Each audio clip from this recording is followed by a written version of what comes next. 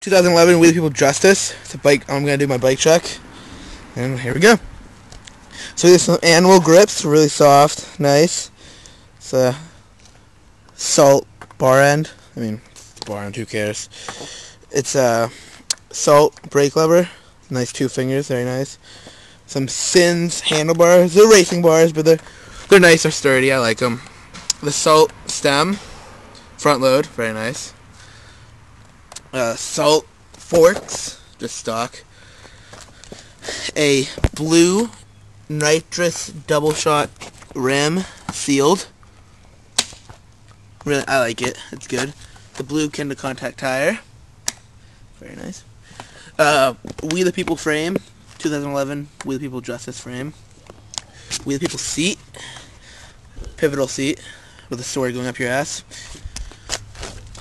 Salt 25T chain wheel with some salt cranks. Eclat Surge PC pedals, really good. I like them.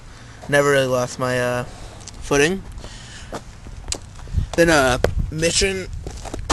alienation rim laced to a mission response hub, sealed with the blue Kinder contact tire. And salt chain, just in black. The hub's really loud. If you can, you should be able to hear it.